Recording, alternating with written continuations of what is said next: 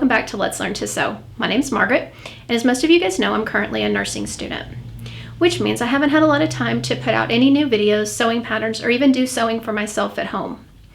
However, when I found out that local hospitals and clinics were asking home sewers to get together, use up some of that fabric stash we all know we have, and sew up some face masks, I knew I wanted to get involved. I also wanted to make sure that you guys had a way to get involved if you wanted to also. So in this pattern, I'm going to show you guys how to make a face mask. This face mask is the accordion style. It stays on by looping over the ears. Then it's going to pull down out of those pleats, and that's going to cover from the bridge of the nose down to the chin. This is washable. It does not include any type of pipe cleaner or metal in this section here because the instructions from the local hospitals in our area are asking us not to include that. Go ahead, grab some fabric and elastic, and let's get started. You'll need something to cut the fabric with, a ruler for marking, something to mark on your fabric, something to mark on your paper to make your pattern. You'll need some interfacing, light or medium weight is fine, piece of paper or newspaper, something to make your pattern on, and then a piece of fabric that is 9 inches by 12 inches. And you'll need 2 pieces of elastic that are about 6.5 to 7 inches long.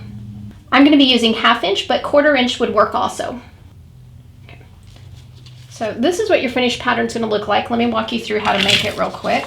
I'm using some cardstock just because I plan to make quite a few of these this evening, and I want to make sure that my pattern stands up to them. So first thing we're going to do is it's going to be 9 inches this way, and it's going to be 6 inches that way. And this is going to be the fold. I'm going to use this as my straight edge, one of my edges, and this. So we're going to start on that outside edge. We're going to come over and we're going to mark 9. I'm going to come up 6 inches in a couple of different places. So there I've got 6.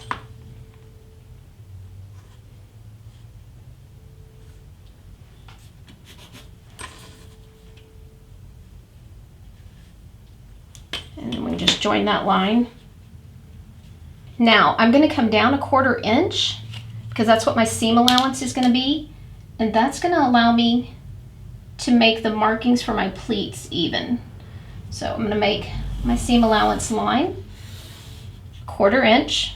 We're going to go ahead and we're going to make our center points, and there's going to be a printable version of this down below. What I want to do is line up my ruler on that 1/4 inch mark, and I'm going to mark at 1.5. I'm going to mark at 3, and I'm marking at 4.5. And these are my solid lines. I'm going to make them a little bit bigger. I'm going to come over here on the other side again, lining up on that 1/4 inch mark. I'm going to mark at 1.5. I'm going to mark at 3, and I'm going to mark at 4.5. Everything.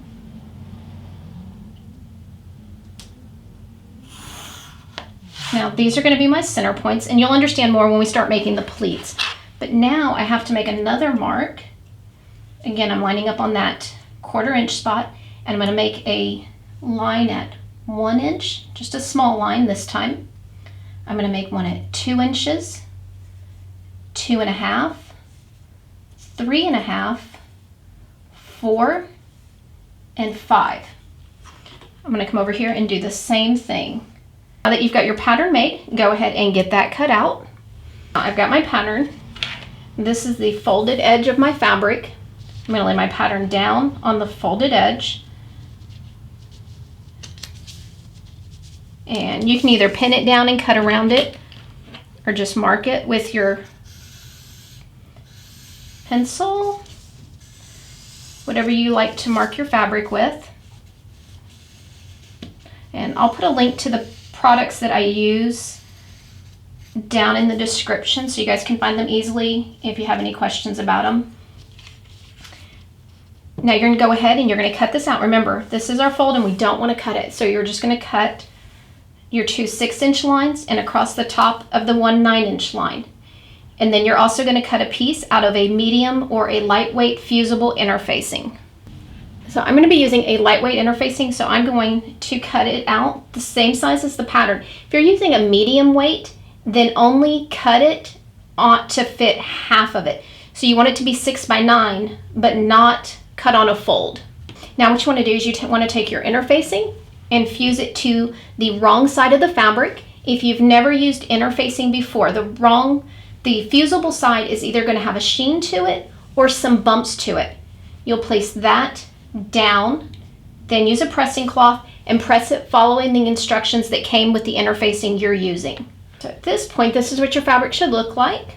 I've got my interfacing fused to it. I went ahead and folded it in half and just pressed it in place. What I'm going to do now is stitch across this top opening. So here's my fold down here. Open it up. And I want to leave a couple of inches for turning this right side out. If you've watched some of my videos, you know I usually put an X, and I'm going to stitch on either side of that X. So I'm going to take this over to the machine. I'm going to sew on a 1/4 inch seam allowance right along this edge, back stitching at the beginning and at the end. Okay, so I have an opening here. We're going to use that when we turn it right side out. At this point, we're ready to go ahead and put our elastic in. Again, I've got 2 pieces of elastic that are about 6.5 inches long. We're going to go on the short side. And you want to make sure that your elastic does not get twisted. So we're going to put one end right up against that seam. Okay. And we'll put a pin there.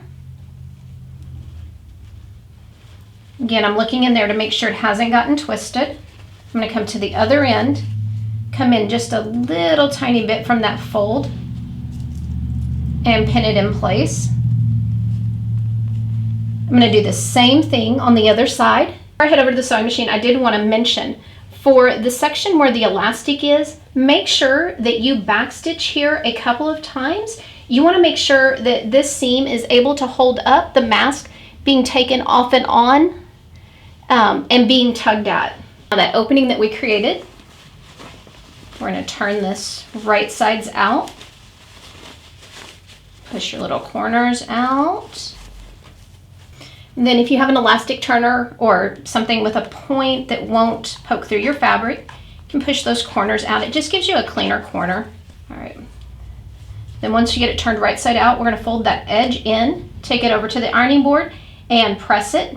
I've got that held in place with the Wonder Under or Stitch Witchery, whatever you want to call it. But before I take it over and start top stitching, I'm going to go ahead and mark my pleats. Got my pattern.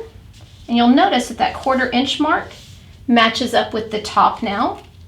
And the fold should match up really close to that bottom edge. And what I'm going to do is I'm going to take some yellow pins, and you don't have to use something different. I'm just doing it to make it easier for you guys to visualize.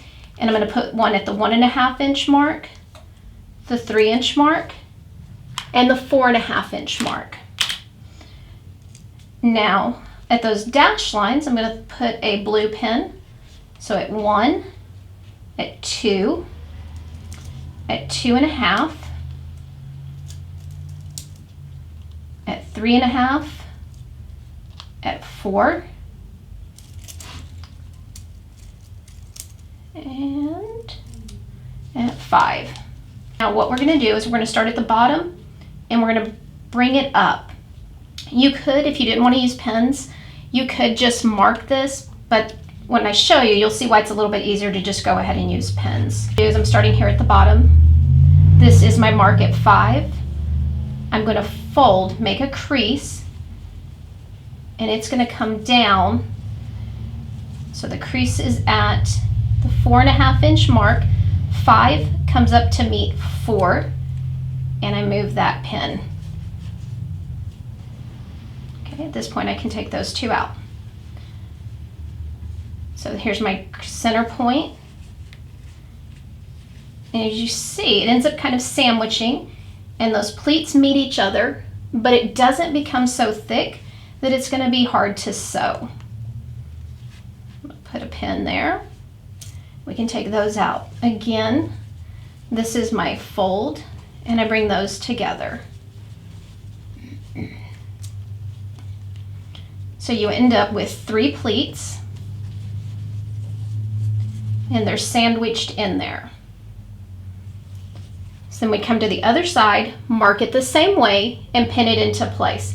So I'm gonna go ahead and do that, then I'll restart the video and we'll head over to the machine. Okay, so this was the first side that I showed you guys doing. This is the one that I did, and you'll see what I did is I went ahead and went back and I moved my pins. I flipped them in. So I'm gonna show you, got them pinned there. I'm gonna bring them in like this. So if you've watched my videos, you know that we don't ever wanna sew over pins. And the easiest way to avoid doing that and to save time, not having to pull them out as you go, is to just go ahead and get them back out of the way. So now we're going to take this over to the machine and we're going to stitch down and around the entire mask. Make sure that your elastic is up and out of the way, because if it gets down under there, there's a good chance you're going to stitch it to the face mask. Over at my sewing machine, I've got my machine threaded up with some thread that matches my fabric. What I'm going to do is I'm going to line up the edge of my fabric with the edge of my presser foot, and I'm going to top stitch all the way down and around.